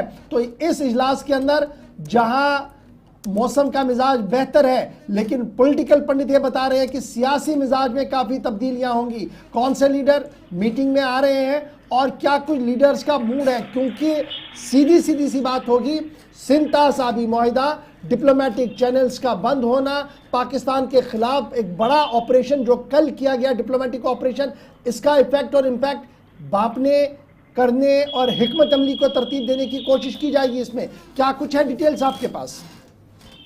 देखिए, पहली बात यह है कि पुलवामा पहलगाम हमले के बाद जहां इस वक्त जम्मू कश्मीर में और स्पेशली वादी कश्मीर में सियासी तौर पर भी, सिक्योरिटी सूरत हाल पे भी देखा जाए तो हालात काफ़ी कशीदा नजर आ रहे हैं और चारों तरफ कियास, कन्फ्यूजन, खौफ और हिरास का माहौल है। और दूसरी जानब दिल्ली से लेकर श्रीनगर तक बैक टू बैक आला सतही मीटिंग्स का भी मुसलसल सिलसिला जारी है। और तीसरा ये कि जिस तरीके से दफ्तर खारजा या वज़ारत खारजा की तरफ से अब पाकिस्तान के साथ जो डिप्लोमेटिक रिलेशन है या सफारती ताल्लुकात है वो फिलहाल मुनक़ता हुए हैं और इसमें सबसे बड़ा जो फैसला है वो इंडस वाटर ट्रीटी या सिंतास मुआहिदा को लेके है। और इसी सब के बीच में जिस तरह से कल वज़ीर आला उमर अब्दुल्ला की जानिब से एक आला सतही श्रीनगर के CM ऑफिस में एक काबीना की अहम मीटिंग मुनाकिद की गई, जिसमें इस हमले की मजम्मत की गई और जो लोग मारे गए उन्हें खराज तहसीन पेश किया गया और साथ साथ जम्मू कश्मीर के लेफ्टिनेंट गवर्नर से मुतालबा किया गया कि जम्मू के अंदर एक आला सतही ऑल पार्टी मीटिंग भी बुलाई जाए ताकि जम्मू कश्मीर की मजमूई सियासी सिक्योरिटी सूरत हाल का जायजा लिया जाए और इस हवाले से इकदाम सख्त दिए जाएं। और इसी तनाजुर के बीच में जम्मू कश्मीर के वज़ीर आला उमर अब्दुल्ला ने भी एक अहम इजलास आज तलब किया है और कल ही उन्होंने इसकी अनाउंसमेंट की थी और आज 3 बजे श्रीनगर के SKICC में ऑल पार्टी मीटिंग मुनक्किद होने जा रही है और इस मीटिंग की जो क़यादत है, जो सदारत है, वो खुद वज़ीर आला उमर अब्दुल्ला करेंगे। और इस सिलसिले में तमाम जो सियासी जमातें हैं उन्हें मदऊ किया गया है, जिनमें बशमूल PDP है, महबूबा मुफ्ती को इन्विटेशन मिला है, इसके अलावा अल्ताफ बुखारी की अपनी पार्टी को इन्विटेशन मौसूल हुआ है, जम्मू कश्मीर पीपल्स कॉन्फ्रेंस के सदर सज्जाद गनी लोन को इन्विटेशन मिला है, इसी तरह से BJP के जो सदर हैं उन्हें इन्विटेशन मिला है। कुल मिला के जितनी भी अहम सियासी जमातें, रीजनल पॉलिटिकल पार्टीज यहाँ के और कांग्रेस के साथ, तो सभी पॉलिटिकल पार्टीज आज SKICC में जो है 3 बजे जमा हो जाएंगी। चलिए, बहुत शुक्रिया। आप नजर रखिएगा इस इजलास के अंदर क्या कुछ होगा। 3 बजे के आसपास है इजलास श्रीनगर के अंदर मुनक्किद होना है। रियासत के वजीर आला इजलास की सरबराही करेंगे। तमाम पार्टियों के सरबराहान को तलब किया गया है और बजाती खुद उमर अब्दुल्ला ने doctor Farooq Abdullah, Mehbooba Mufti, Sajjad Ghani loan, Jammu Kashmir Apni party, peoples conference समेत दीगर सियासी जमातों को इस इजलास के लिए दावतनामे भिजवाए हैं और उम्मीद है कि आज तमाम लीडर्स एक साथ भी हो सकते हैं। 22 सरन पहलगाम वो इलाका जिसे मिनी स्विट्जरलैंड कहते हैं, लेकिन खून से लाल लाल लाल हुआ और लहू लुहान होने के साथ साथ जहां मेहमानों के कफन और दफन का इंतजाम पूरे मुल्क के अंदर किया गया, मुख्तलिफ रियासतों के अंदर किया गया। वहीं पर वजीर आला ने उस नौजवान के आखिरी रसूमात में भी हिस्सा लिया जिसने अपनी जान की बाजी लगाई और उन मेहमानों को बचाने की कोशिश की जो उस वक्त वहां पर उनके साथ थे। जनूबी कश्मीर के पहलगाम से हम खबर आपको बता रहे हैं, जहां पर नम आंखों के साथ सुपुर्द लहद कर दिया गया सैयद आदिल को, जिनका ताल्लुक इसी इलाके से था और सयाहों को बचाते बचाते खुद अपनी जान वो गवा बैठे। यानी जिन लोगों की अमवात हुई उनमें सैयद आदिल भी शामिल है, जिसका ताल्लुक मकामी सतह से था या पहलगाम के बाइसरन इलाके से था। नमाज जनाजा में हज़ारों लोगों की जानिब से शिरकत की गई। वज़ीर आला के एडवाइज़र, इसके अलावा काबीनी वज़ीर जावेद डार, वो दीगर अहम शख्सियात इंक्लूडिंग MLA अल्ताफ़ कुल्लू साहब और तमाम लोग, और हर आंख नम थी। सैयद आदिल, जिसकी बहादुरी, हिम्मत और शुजात को इसलिए सलाम किया जा रहा है कि उसने गैर मकामी अफराद को या सयाहों को अपनी जान से ज़्यादा उनकी जान की अहमियत को समझते हुए बचाने की कोशिश की। फिर एक दूसरी तस्वीर भी आपको दिखाते हैं। बहुत सारे लोग सवालात कई तरह के उठाते हैं और इस पर लोगों को तकसीम करने की कोशिश की गई। रेस्क्यू वाली एक और तस्वीर भी ज़रा दिखाइएगा।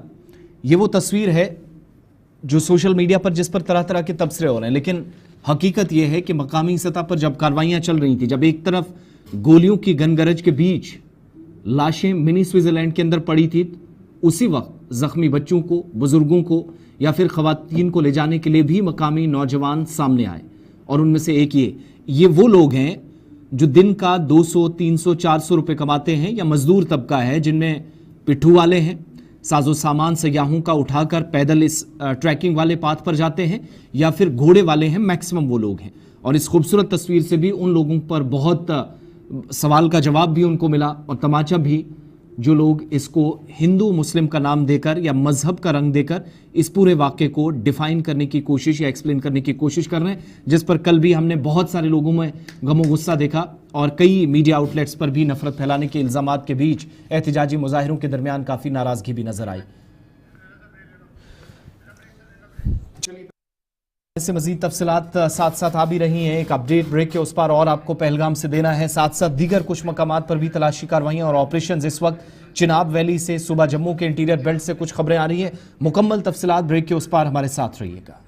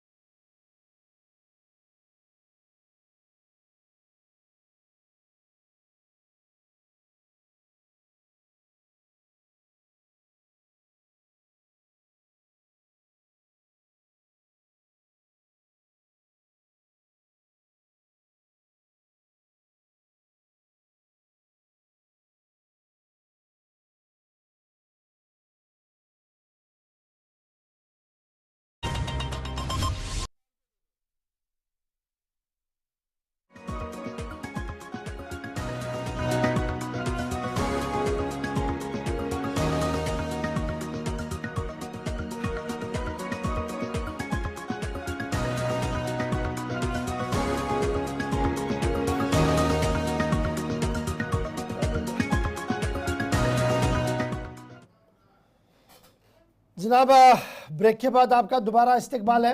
ज़रा आगे बढ़ते हैं और बात करते हैं अब बाइसरन के मामले की। लेकिन पहलगाम का जो इंसिडेंट है, इससे एक बहुत बड़ा सेटबैक अब देखने को मिल रहा है। पहले तो ये था कि सयाह मारे गए, हर आंख नम थी। कल हमने एहतजाज देखे, अक्रॉस द स्टेट हमने एहतजाज देखे, अक्रॉस द बॉर्डर हमने देखा कि किस तरीके से लोग बाहर आए और बिला लिहाज मसलब को, मजहब, रंग, नस्ल, सब ने इस वाक़े की मजम्मत की है। लेकिन एक बड़ा नुकसान इस वक्त सामने आ रहा है और ख़बर यह है कि पहलगाम इंसिडेंट के आफ्टर शॉक्स अब दिख रहे हैं और बाज़ाब्ता तौर पर टूर एंड ट्रैवल इंडस्ट्री को सबसे बड़ा झटका अब लग रहा है। बुकिंग्स मुसलसल कैंसिल की जा रही है। आने वाले 2 महीनों तक जो बुकिंग्स होटल्स की थी वो लगभग कैंसिल हो रही है और इब्तिदाई खबरों के मुताबिक 90% बुकिंग अगले महीने की कैंसिल कर दी गई है। नई दिल्ली के अंदर ट्रेड ट्रैवल से वाबस्ता लोगों का और श्रीनगर के अंदर इस सनत से वाबस्ता लोगों का मानना है कि तकरीबन 90% ट्रैवल बुकिंग जो थी वो कैंसिल कर दी गई है और स्टेक होल्डर्स का मानना है कि अब नए सिरे से जी एक कॉन्फिडेंस बिल्डिंग मुहिम चलानी पड़ेगी, तब जाकर सयाहों का दिल वापस आ सकता है। विजिटर्स की प्रायोरिटी यहाँ पर ये है कि जो अभी भी श्रीनगर के अंदर वो किसी तरीके से ये चाहते हैं कि अब वो वापस चले जाए। और रास्ता ख़राब था तो मुगल रोड से कल हमने देखा कि हज़ारों की तादाद में गाड़ियाँ जो थी वो रवाना थी। जो जम्मू कश्मीर होटलियर्स एसोसिएशन के सरबराह का भी कल बयान आया, जिन्होंने कहा कि फॉल्स नैरेटिव हिंदू मुस्लिम का जिस तरीके से यहाँ से कुछ मीडिया आउटलेट्स की तरफ से फैलाया गया, उसका बुरा असर पूरे इंडिया के अंदर भी है और उसका बुरा असर इस वक्त इस ट्रेड पर है, जम्मू के अंदर भी और कश्मीर के अंदर भी। उन्होंने अथॉरिटीज़ से अपील की है कि इन तमाम लोगों पर लगाम कसी जाए और किसी भी तरीके से माहौल को बिगाड़ने की किसी को इजाज़त ना दी। अब ये तस्वीरें कहाँ की है? ये तस्वीरें कल की नहीं है, ये तस्वीरें हैं सुबह 8:30 की लाल चौक श्रीनगर की, 8 बजे के आसपास की है। हमारे पास 8:30 पर आई है, यानी वहाँ पर 8 बजे के आसपास कैप्चर हुई है। रूटीन में हम 8 बजे बहुत हसल बसल देखते थे, यहाँ पर लोगों की चहल पहल देखते थे, लोगों का आना जाना देखते थे। लेकिन आज सुबह भी खामोश शहर था, सयाह दूर दूर तक नजर नहीं आ रहे थे। सीधे इरफान फाजिल के पास चलेंगे जो झील डल पर मौजूद है। सबसे पहले उनके पास चलेंगे। सयाहों की क्या सूरत हाल है, सयाहत के सेक्टर के साथ जो लोग जुड़े हुए हैं वो किस तरीके से सूरत हाल को देखते हैं, और कुछ सयाहों के साथ थोड़ी देर पहले उन्होंने गुफ्तगू भी की है, वो बात भी आपको बताएंगे। लेकिन सूरत हाल इरफान, सुबह 8 बजे आप घंटाघर क्लॉक टावर के पास थे, जहां पर सुबह ब्रेकफास्ट करने के लिए बहुत सारे लोग होते थे, रेडियां लगती थी, लोग बाहर आते थे। सुबह आज हमने देखा एज कर्फ्यू जैसी सूरत हाल थी, जिस तरीके से कल हमने देखा बंद था, शटल डाउन था, खामोश शहर था, वो सूरत हाल सुबह 8 बजे यहां दिखी। अभी आप जहां पर हैं ये डल लेक का एरिया है, पाँव रखने की जगह नहीं थी चंद दिन पहले। अभी सूरत हाल क्या कुछ है आपके सामने? गौर साहब, जहां तक झील डल को लेकर मैं बात करूं और सयाहती मुकाम खासतौर पर जितने भी वादी है कश्मीर में, इस पे सयाह जो है वो घूम फिर रहे हैं।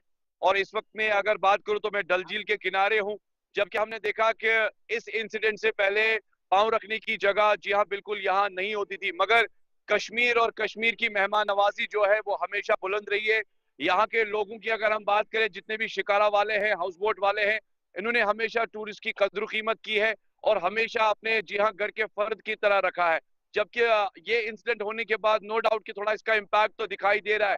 टूर एंड ट्रैवल ऑपरेटर से हमने बात की या कुछ टैक्सी वाला से बात की, उनका कहना है कि कैंसिलेशन जो है वो सामने जरूर नजर आ रही है, मगर जो सयाह वादी कश्मीर में अभी है वो सेफ एंड साउंड है और उसको जी हाँ घुमाया फिराया भी जा रहा है, वो एंजॉय भी कर रहे हैं। कुछ टूरिस्ट से हमने ये भी बात की कि उनको जाहिर सी बात है अफसोस तो इस बात का है, मगर दूसरे जानिब जो लोकल सपोर्ट है कश्मीर का वो काफी ज्यादा कनेक्टेड है, दिलों के साथ जुड़ा है टूरिस्ट के साथ, और हमेशा ये आगे भी बरकरार रहेगा। एक्सपेक्टेशंस ये भी है, जैसे आप देख रहे होंगे मेरे वीडियो जर्नलिस्ट समीर वानी मेरे साथ है, यहाँ से आप देख रहे हैं कि कई सारे टूरिस्ट जो है इस वक्त डल झील के किनारे हैं, जो कि लुत्फानंदोज हो रहे हैं यहाँ की हवाओं के साथ, यहाँ की फिजाओं के साथ, और धीरे धीरे करके हाउस बोट से वो बाहर आके अब वो साइट सीनिंग पर भी जाएंगे। ये आप देख सकते हैं। मैं कोशिश करूंगा कुछ टूरिस्ट को लाइव लेने की, उनसे थोड़ा सा इंटरेक्ट करने की, उनसे पूछेंगे कि इस वक्त hello sir, hello ma'am, hello sir, नमस्कार मैम। जैसे आप देख रहे होंगे कि यहाँ पर हमारे साथ और भी है, इनसे हम बात करेंगे। Hello, hello ma'am, hello, you are from aunty कहाँ से आए हैं आप? ऑल राइट, अभी ये आए हैं तो इनसे बात करने की हमने कोशिश की है, मगर दूसरी जानिब अगर देखा जाए तो काफी ज्यादा एक्सपेक्टेशंस है कि इसी तरीके से जो एक्सट्रीम फ्लो डल झील पर, गुलमर्ग में कनेक्टेड लोकेशंस पे रहता था। We have a friend here, let's have a word with him. Hello sir, good morning. आप कहाँ से आए? गोवा से। How are you feeling sir? Good. Please थोड़ा सा इस साइड से आइए। आप अकेले आए हैं, फैमिली के साथ? फैमिली के साथ आए हैं। फैमिली के साथ। Kashmir is always a good place. आपको लगता है यहाँ के लोग अच्छे हैं, प्यारे हैं? बहुत अच्छे हैं, बहुत कोऑपरेटिव हैं, बहुत फ्रेंडली है। तो अभी आज आपका स्टार्टिंग डे है? नहीं, हम लोग 4 दिन हो गए आके। 4 दिन। तो that means good memories, good things all around. या तो क्या मैसेज देंगे? बहुत सारे लोग आपको हिंदुस्तान के अलग अलग शहरों में देंगे कश्मीर को लेकर। नहीं, कश्मीर बहुत अच्छी जगह है, यहाँ के लोग बहुत प्यारे हैं और आना चाहिए। और आप खुश हैं? हाँ, बहुत। तो आपने देखा कि हमने इंटरेक्ट किया यहाँ पर अभी एक टूरिस्ट के साथ, जिनका मानना है कश्मीर के लोग बहुत अच्छे हैं और मेहमान नवाज है, कद्र कीमत है, यहाँ आना चाहिए। देखते हैं कि सूरत हाल क्या कुछ बनी है। और पिछले 2 दिन से हम देख रहे हैं कि सयाह रख्ते सफर बांधकर वापस जा रहे हैं। अभी भी कोई ज्यादा भीड़ नहीं दिख रही है। और जो लोग यहाँ पर है, क्या ये वापसी के लिए है या अभी रुक रहे हैं? क्योंकि जो लोग आ रहे हैं मेरे ख्याल से ये भी पैकअप करके जा रहे हैं। और ये जो खबर आ रही है कि 90% टूर ट्रैवल जो है वो कैंसिल हो गया, टूर जो है वो कैंसिल हो गया सयाहों का। और किस तरीके से इस खबर को आप देख रहे हैं ग्राउंड पर? शिकारे वाले कैसे इसको देख रहे हैं, टूर ऑपरेटर्स कैसे देख रहे हैं, होटेलियर्स इसको कैसे देख रहे हैं? के बाद जो ये अटैक हुआ है तो इसका इम्पैक्ट डेफिनेटली कैंसिलेशंस पर भी पड़ा है। As we have already mention, जैसे मैंने पहले ही कहा कि हमने कुछ टूर एंड ट्रैवल ऑपरेटर से, टैक्सी वाला भाई से बात की थी, जिनका मानना था कि 2012 के बाद हम देख रहे थे कि इतनी ज्यादा भीड़ जो है वो टूरिस्ट की देखने को मिल रही है। अब कैंसिलेशंस जो है वो हो रही है, मगर जून तक जो है इतनी ज्यादा बुकिंग थी कि न कमरा न गाड़ी, कोई जगह खाली नहीं थी। मगर जाहिर सी बात है, जिस तरीके से अब ये अटैक हुआ है, जिस पर सब लोग कंडेम कर रहे हैं, मजम्मत कर रहे हैं, और इस बीच इसका इम्पैक्ट जो है रोजगार पर जरूर पड़ा है। एक साइड से अगर हम देखें तो डल लेक में जितना भीड़ रहती थी, यहाँ पे शिकारा में मॉर्निंग में एक रश रहता था, उतना ज्यादा नहीं है। बट दूसरे जानिब हम ये कह सकते हैं कि यहाँ के टूरिस्ट को लेकर यहाँ के शिकारा वाला, हाउस बोट वाला, होटल वाला ऑलवेज एक वार्म वेलकम के साथ रहते हैं, कद्र कीमत करते हैं, अपने घर की फर्द की तरह उन्हें रखते हैं। और उनका मानना है, कई सारे टूरिस्ट का ये भी मानना है, जब हम कल लाल चौक में रिपोर्टिंग कर रहे थे, वो कह रहे थे कि आपको कुछ नहीं होने देंगे, हम आपके लिए खड़े हैं। यानी ये सबसे बड़ी खूबसूरत मिसाल है जो अपनी पेश करता है यहाँ का कश्मीरी भाई। और इस इन बिटवीन अगर मैं बात करूं तो यहाँ के सयाह जो इस वक्त कश्मीर में है वो अभी घूम फिर रहे हैं, उनमें कोई ऐसा पैनिक नहीं है। जो भी पैकेज उन्होंने लिया है उसको एंजॉय कर रहे हैं। हाँ, अफसोस जरूर इस बात का है कि ये इंसिडेंट हुआ है जिस पर सब लोग कंडेम कर रहे हैं। बहुत शुक्रिया इरफान फाजिल हमारे साथ बराह रास्त श्रीनगर से रहने के लिए। ये तो बराह रास्त मनाजिर आपके सामने थे और इस वक्त की कुछ वक्त पहले की तस्वीरें आपके सामने। लेकिन हज़ारों सयाह बुकिंग कैंसिल कर रहे हैं, 90% से ज़ायद बुकिंग कैंसिल हो चुकी है। सियाहत से वाबस्ता लोगों के लिए, स्टेक होल्डर्स के लिए शदीद किस्म का धचका और आप कह सकते हैं कि इक्तिसादी तौर पर भी बहुत बड़ा नुकसान पूरे खित्ते के लिए। मकामी सतह पर कुछ जो सयाह या टूरिस्ट आए थे उन लोगों की बात भी ज़रा आपको सुनाते हैं। सुबह सुबह इरफान फाजिल ने कुछ टूरिस्ट से यहाँ बात की है। हो गए, गार्डन देखे हैं, पहलगाम देखा है, गुलमर्ग देखा है, ये बहुत अच्छे हैं। मैं कश्मीर पहले भी आया हूँ, कई सालों से आ रहा हूँ, तो कोई दिक्कत नहीं। हाँ, सो फार इंसिडेंट है अनफॉर्चुनेटली, बट अभी तक तो सब ठीक है। सिक्योरिटी का इशू तो है, जब ऐसे इंसिडेंट होते हैं there will be a fall back, लेकिन government has to take a necessary actions. हाँ, मैं तो यहाँ ठहरता हूँ डल लेक पे, कोई दिक्कत नहीं है। अभी गार्डन में घूमने जाएंगे। Yes. Yeah. Good morning. Yeah, it's very beautiful here. We are from Chennai on Sunday. Yeah, definitely. Such a beautiful place and weather. We love this place very much. People are very sweet. They are very kind and very helpful wherever we go. Definitely, definitely. All the hotels, tourist spots, everywhere. People are very receiving. All are most welcome. Such a beautiful place on earth. Always welcome to Kashmir. And we are thoroughly enjoying. I hope you also will do. See, it is very unfortunate that it happened, but I'm sure our country will take, definite actions, proper actions against it, and that definitely, didn't bother as much, no other people. So I'm sure people will feel safe with our government's action, and tourism will continue. Safe only. Now we safe only. We don't feel any issues. Yeah, we are safe. Yes. We went Gulmarg. Yesterday we tried to go to Sonmarg, but I think it was closed. Now we're going to Sonmarg. Yeah, they do treat well. They behave well. Yeah, I'm happy. Please travel schedule plan as per schedule. You can come to Kashmir. Now we're safe only. Yeah, happy. Good morning. Kashmir is really cold and all. Yeah, it's really beautiful over here. Yeah, like the sceneries and all are so good. The snow, the climate of the snow is so cold. Yeah, Kashmiri are really good. They're really sweet. We're going to Sonmarg today. Yeah. We're leaving on Sunday.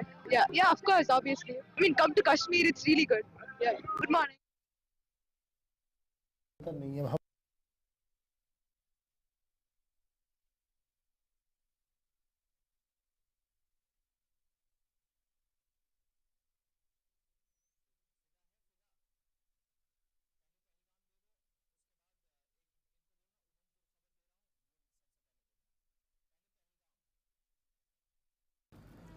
चलिए आगे बढ़ते हैं। खबर जरा जब पहलगाम के हवाले से बात हो रही है, पहलगाम के बाद सारी सूरत हाल के मुतालिक हम गुफ्तगू शनीद कर रहे हैं। ताज़ा तरीन सूरत हाल अब तक पहुंच रही है।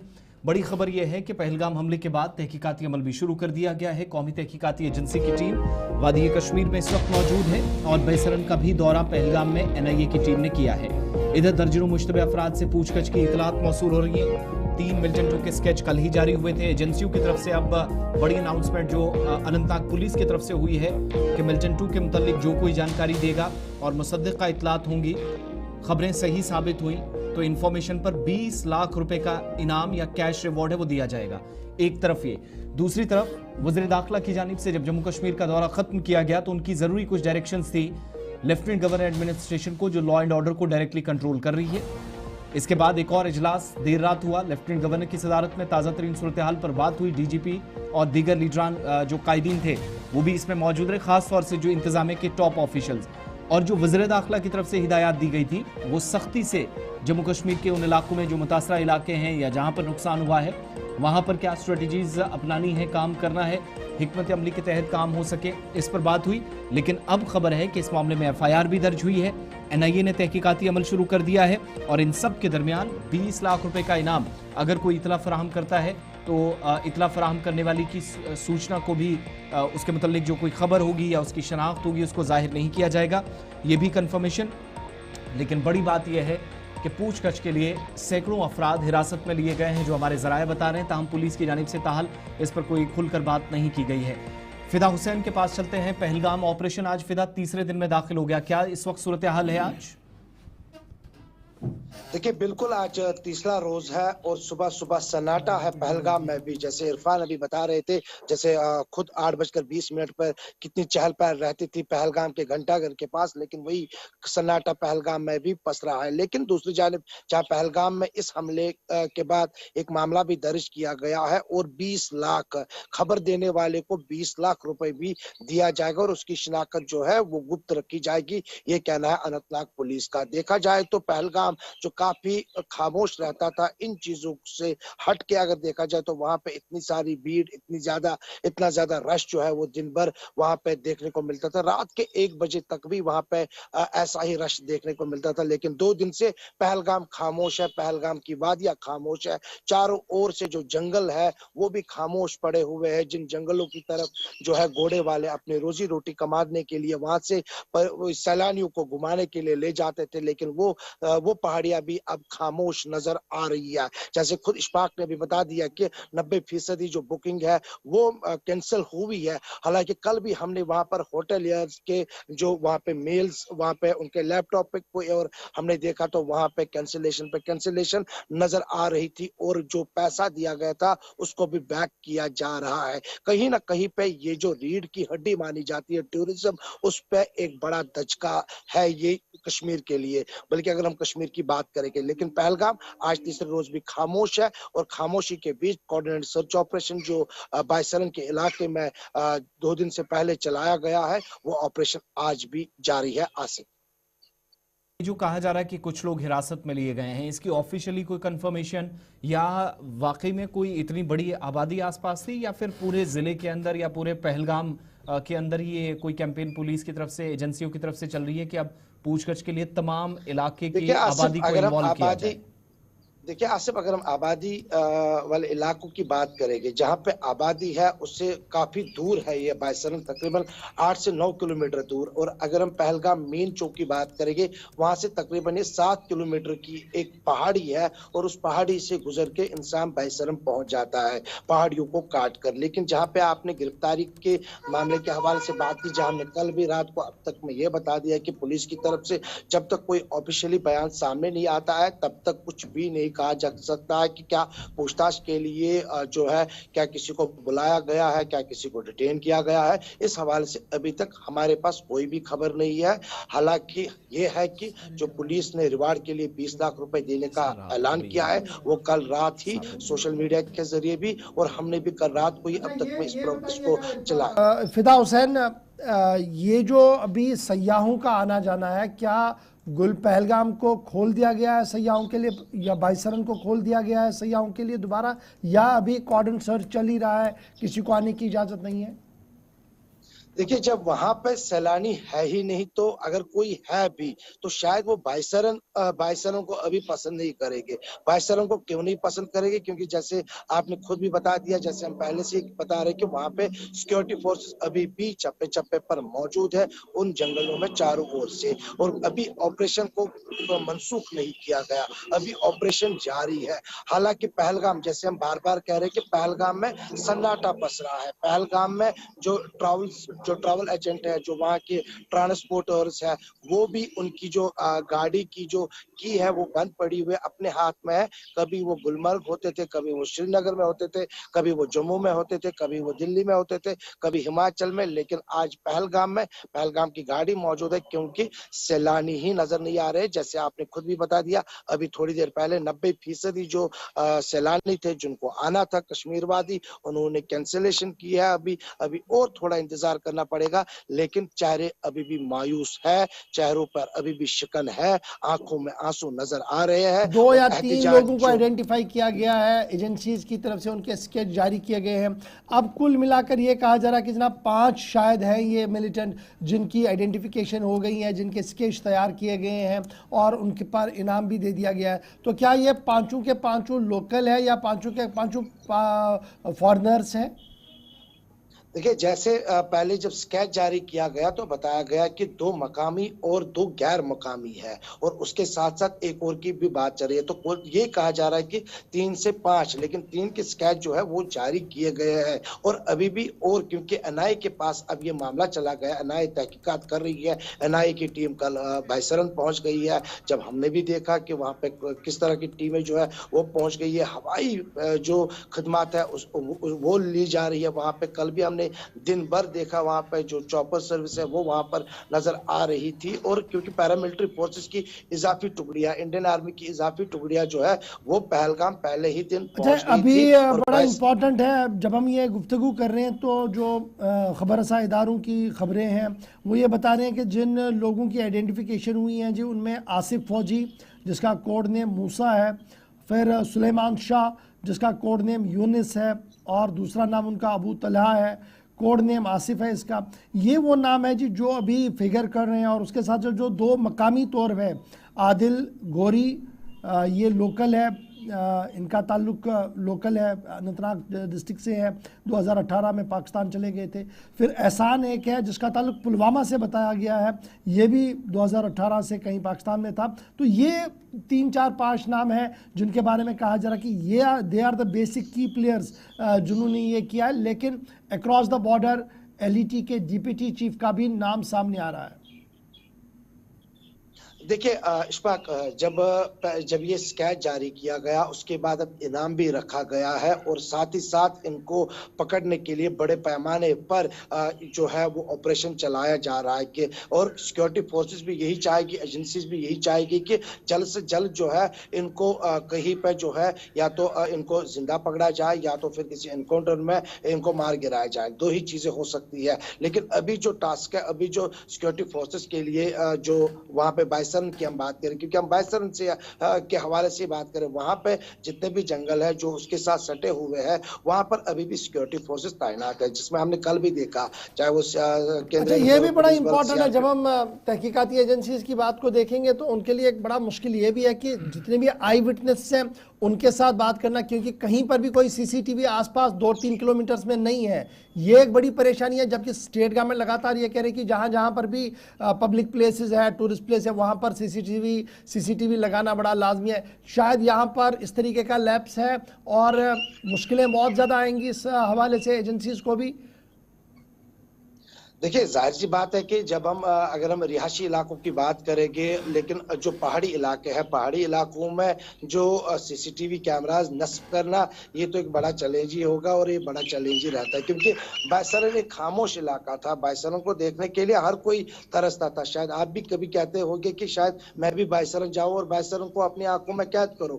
वैसा ही ख्वाब इन्होंने भी देखा था जो वहां पे सैलानी आए हुए थे, लेकिन उनको ये नहीं मालूम था कि गोली का निशाना बनेंगे। लेकिन अगर हम उस बायसरन इलाके की टोपोग्राफी की बात करेंगे, देखिए टोपोग्राफी काफी इंपॉर्टेंट होती है। जब हम जाते हैं तो पहाड़ियों को काट काट के बायसरन पहुंच जाते हैं तो काफी वक्त लगता है वहां पर, और उसके बाद जब वापस आ जाते हैं, हालांकि वापसी में तो कोई ज्यादा वक्त नहीं लगता है, लेकिन इसमें जितने वहां पे सैलानी थे, घोड़े वाले थे, जिन्होंने अब थोड़े थोड़े से सोशल मीडिया पे वीडियोस भी जो है वो जारी हो रहे हैं कि किस तरह से बचाने की कोशिश की गई है। हालांकि वहां पे जब हमने उस टिकट काउंटर को देखा और उसके बगल में ही जहाँ पे वो चाय लेते थे या खाना लेते थे, वो भी बिखरे हुए हैं वहां पे और काफी खामोश है इस वक्त वो पहाड़ियाँ, वो पार्क, जहाँ पे इस पार्क को देखने के लिए लोग आते थे, देश मुल्क के जितने भी सैलानी है। लेकिन वहां के लोग जो है जो इस तरह से सरापा एहतजाज कर रहे हैं, दिन में कहीं ना कहीं पे 4 बार उस सड़कों पर आकर अपना एहतजाज, अपना गुस्सा निकालने की कोशिश कर रहे हैं कि आखिर पहलगाम को किसकी नजर लग गई, एक बड़ा सवाल है। और कल काली पट्टी बात के भी वो बाहर आए थे। फराहम करने के लिए खबर पर नजर बनाए रखेगा। उधमपुर आपको लिए चलते हैं, बड़ी खबर इस वक्त उधमपुर जम्मू सूबे के इंटीरियर बेल्ट से, जहां पर तलाशी कार्रवाई के दौरान गोली चली हो और अब ये सर्च ऑपरेशन इब्तदाई मालूमात के मुताबिक डुड्डू बसंतगढ़ में मुसल्ला झड़प शुरू हो गई है। फौज और स्पेशल ऑपरेशन ग्रुप ऑपरेशन में इस वक्त मसरूफ है। दोनों अतराफ से गोलियां चल रही हैं। मिलिटेंट 2 की मौजूदगी की इत्तला के बाद गुज़श्ता कई रोज से वक्फे से ही सही मगर डुड्डू बसंतगढ़ के जंगलात में तलाशी कार्रवाइयां चल रही थी और हमारी जानकारी ये भी है कि वीडीजीज की मदद से भी यहां पर कार्रवाइयों को आगे बढ़ाया जा रहा था और अब से तकरीबन 15 मिनट कबल ऑपरेशन के दौरान गोली चली है। मिलिटेंट 2 के साथ यहां कांटेक्ट एस्टैब्लिश हुआ है और इस तरीके से सर्च ऑपरेशन एनकाउंटर में इस वक्त तब्दील हो गया है। बड़ी खबर इस वक्त डुड्डू बसंतगढ़ से आ रही है और खबर साझा इदारों के मुताबिक, एजेंसीज के मुताबिक, ग्राउंड जीरो से जो रिपोर्ट करें उनका मुताबिक ये है कि सर्च ऑपरेशन के दौरान डुड्डू बसंतगढ़ जो उधमपुर का इलाका है वहाँ पर कोऑर्डिनेट सर्च ऑपरेशन को अब कर दिया गया है। इनपुट ये था कि मुश्तबे अफराद शायद वहाँ पर है। सर्च के दौरान गोली चलने की खबर आ रही है और अब सिक्योरिटी एजेंसीज की मजीद नफरी भी तैनात कर दी गई है और मजीद डिटेल्स के लिए हमें भी इंतज़ार होगा। ताहम अभी पुलिस की तरफ से इस पूरे मामले पर न तो तस्दीक की गई है न तो तरदीद की गई है। खबर रसा इदारे लगातार इस बात की तस्दीक कर रहे हैं कि डुड्डू बसंतगढ़ का इलाका है जहाँ पर पुलिस फौज का मुश्तरका ऑपरेशन शुरू हो गया है। मुश्तबे अफराद की नकल अमल वहाँ पर देखने को मिली थी। चलिए प्रोग्राम के आखिर में एक बड़ी खबर से आपको रूबरू करवाते हैं। पहलगाम हमले के बाद पूरे मुल्क के अंदर नाराजगी का इजहार किया जा रहा है। एहतिजाजी मुजाहिरे, कैंडल मार्च और जम्मू कश्मीर के अंदर भी बंद जैसी कॉल्स और इसका असर भी आपने देखा। लेकिन मुतअद्दिद मकामात पर अब जम्मू कश्मीर के तलबा को हरासमेंट का सामना करना पड़ रहा और कई एक जगहों पर तलबा के साथ इदारों के अंदर मारपीट के इल्जामात भी लगे हैं। बड़ी खबर ये कि कश्मीरी तलबा के साथ नोएडा के अंदर एमआईटी यूनिवर्सिटी में, इसके अलावा चंडीगढ़ के अंदर भी एक बड़े इदारे में कश्मीरी तलबा को न सिर्फ हिरासा किया गया बल्कि तेजधार हथियारों से भी मुबैना तौर पर उन पर हमले किए गए, मारपीट हुई अगरचे इंतजामिया की जानिब से, इदारों के सरबराहान की जानिब से इस पर लबकुशाई नहीं की गई है, लेकिन तलबा की जानिब से जब ये मामला सोशल मीडिया पर उठाए गए, बात की गई, तो जम्मू कश्मीर स्टूडेंट्स एसोसिएशन की जानिब से मामला इब्तदाई मालूमात के मुताबिक कंसर्न लोगों के साथ टेकअप किया गया है और चंद तलबा के जख्मी होने की भी खबरें इस वक्त चंडीगढ़ और नोएडा से मौसूल हो रही हैं। ये सारा का सारा जो मामला हुआ है गुज़श्ता 36 घंटों के दौरान, पहलगाम हमले के बाद, साल 2019 में पुलवामा हमले के बाद भी, 5 अगस्त 2019 के फैसले के बाद भी कई मकामात पर ऐसी सूरत हाल बनी और उसके बाद पुलिस ने कार्रवाइयाँ की। पंजाब के अंदर, मध्य प्रदेश के अंदर तलबा के साथ मारपीट उस वक्त हुई थी और अब इसी तरह के केसेस, ये वो तलबा हैं जो चंडीगढ़ और उससे पहले एमिटी यूनिवर्सिटी के जो तलबा दारुल-हुकूमत दिल्ली में है, नोएडा के अंदर हैं, उन्होंने भी इसी तरीके से मारपीट की शिकायत की और मामला पुलिस और सिविल एडमिनिस्ट्रेशन के नोटिस में भी अब लाया गया है। इधर जम्मू कश्मीर की उमर अब्दुल्ला सरकार से भी इस मामले में मुदाखलत की अपील की गई है ताकि तलबा को मजीद नुकसान से बचाया जा सके। जहां पर पढ़ाई का बिल्कुल माहौल नहीं है इन तलबा के मुताबिक, लेकिन कुछ बच्चे जख्मी भी हुए। इन बच्चों को जरा सुनिएगा जिनके साथ मारपीट हुई। स्टूडेंट चंडीगढ़ मज परान यूनिवर्सल ग्रुप ऑफ इंस्टीट्यूशन डेरा बसी मज पे वनस अचानक हमल कर होस्टलस मज तमाम लड़के कम से कम 100 खंड परान वनस होस्टलस मज गो अटैक के पे तमाम लोकल योर बिहार मतलब यम ते इर्द गिर्द बैकन स्टेट लड़के पे अटैक कहीं कर सिक्योरिटी पुलिस गो खिलाफ वार्डन हेक कहीं कर सिक्योरिटी सिक्योरिटी वुचान सिक्योरिटी नफर थोमस गेटस पे जख्मी गेट कीपर्स पर शराखत जाय नफर शराखत रोक में टास वुचान जन शराब सारी ये सेफ वहाँ पुलिस पुलिस के फोन चार्ज बनो वीडियो तुम तुल ये यार मगर ये केसस पे खोचान कि मा अटैक मेन चीज लोकलन हूं यहाँ जन के तम आय पहन छुर हेत यमिस त्रोग दब ये वो यमिस त्रोग या दब नट फटे एक तो 2-3 सामने आ रहे हैं और इस पर मुझे उम्मीद है कि दाखिला वजारत और जम्मू कश्मीर इंतजामिया भी ज़रूर मुतहरिक होगी, लेकिन उसके साथ साथ कुछ और संगठनों की तरफ से भी कुछ वीडियो पैगाम जारी किए गए हैं और वो वीडियो पैगाम इंतहाई डिस्टर्बिंग है और मुझे उम्मीद है कि हुकूमती इदारे आज उन पर भी कार्रवाई करेंगे, क्योंकि अगर इस माहौल को बिगाड़ने की किसी तरीके से भी कोई कोशिश की गई तो उससे सूरत हाल मज़ीद अबतर हो सकती है और सिचुएशन फिर डिरेल तक हो जाती है, ख़राब हो जाती है। और मुझे उम्मीद है कि लॉ इन्फोर्समेंट एजेंसियाँ उन तमाम लोगों पर नजर रखेंगी और कार्रवाई भी जरूर करेंगे। फिलहाल 10 बज रहे हैं जी, आसिफ रशीद और मुझे आप देंगे इजाजत। इस माजरत के साथ भी आज भी कुछ खबरों का बहाव ज्यादा रहा, कुछ मामलात रहे, आपकी फोन कॉल्स को शामिल प्रोग्राम नहीं कर पाए, इसके लिए हम माजरत ख्वाह हैं। इंशाल्लाह कल आपके सामने दोबारा हाजिर खिदमत रहेंगे प्रोग्राम सलाम जीके में और वादा करेंगे, कोशिश करेंगे आपसे कि कल भी गुफ्तगू हो। लेकिन आप बराह रास्त अपना प्यार, अपना मोहब्बत हमारे साथ शेयर करते रहिएगा अपनी राब्ता साइट फेसबुक, यूट्यूब, ट्विटर और इंस्टाग्राम के ज़रिए से, और आप वहाँ पर भी आप अपनी बात हमारे साथ शेयर कर सकते हैं। और चलते चलते ज़रा आपको हाईवे का भी अपडेट बताते चले। और श्रीनगर जम्मू कौमी शाहराह पर इस वक्त की अहम और बड़ी अपडेट ये है कि कौमी शाहराह पर गाड़ियों का बाहर चलने की इजाज़त दे दी गई है। दरमांदा गाड़ियाँ कल से यकतरफा चलाई जा रही थी और आज जो इतलात है वो श्रीनगर से जम्मू को गाड़ियों को आने की इजाज़त दी जा रही है। जम्मू श्रीनगर कौमी शाहराह पर बड़ी खबर कि काजीगुंड से दरमांदा गाड़ियों को रवाना किया जा रहा है। दो तरफा ट्रैफिक फिलहाल चलने की इजाज़त नहीं है। एक तरफा ट्रैफिक श्रीनगर जम्मू कौमी शाहराह पर चलेगा।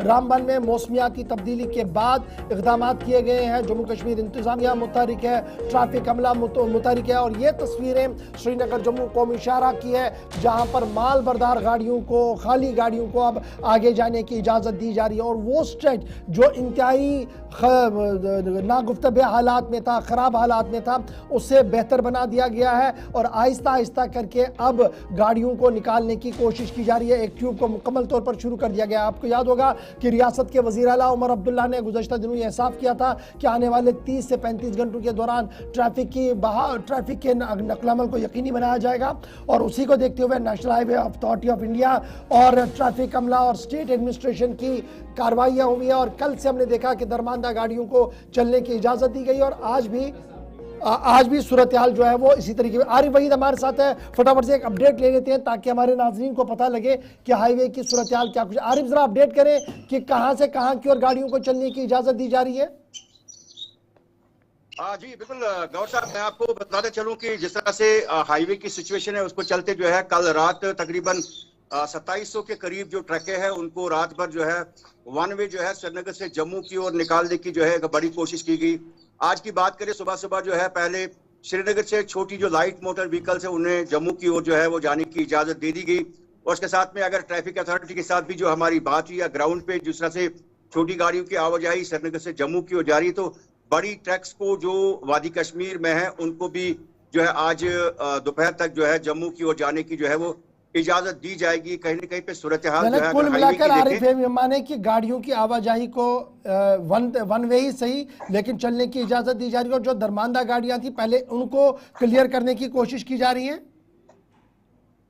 जी बिल्कुल गौर साहब, जिस तरह से कल भी जो दरमांदा गाड़ियां या जो मलबे के ढेर थे उसमें जो कुछ गाड़ियां थी जहां पर गाड़ियों को चलना था, तो उनमें जो है कई गाड़ियों को मशीनरी के जरिए जो है साइड पे किया गया, एक स्पेस जो है वो बनाई गई। हालांकि चंद गाड़ियां अभी भी जो है मलबे के ढेर में है, लेकिन सूरत हाल को देखते हुए जो यहाँ पर जो प्रेशर भी काफी ज्यादा था लाइव स्टॉक या बाकी चीजों को, उसको मद्देनजर रखकर जो है एक स्पेस जो है वो बनाई गई। लेकिन कल प्रयारिटी पे जो है तकरीबन 2700 के करीब ट्रक के जो है जम्मू की ओर रवाना होगी, और आज सुबह सुबह छोटी जो पैसेंजर गाड़ियां हैं उनको भी जो है वादी कश्मीर से जम्मू की ओर चलने की इजाजत दी जा रही है। और ट्रक्स को भी जो है जो वादी कश्मीर में बाकी मानदा गाड़ियां बची है उनको भी जम्मू की ओर जाने की इजाजत दी जाएगी। उसके बाद जो है जम्मू से ट्रैफिक को जो है जो नेक्स्ट अपडेट आ जाएगा उसी एतबार से बहुत शुक्रिया आरिफ भाई हमारे साथ ज्वाइन करने के लिए। सोशल मीडिया प्लेटफॉर्म पर आप जरूर इसको अपडेट करें कि क्या कुछ चलेगा, हर घंटे अपडेट करिएगा ताकि हमारे नाजरीन को पूरी तरह से खबर पता लग सके।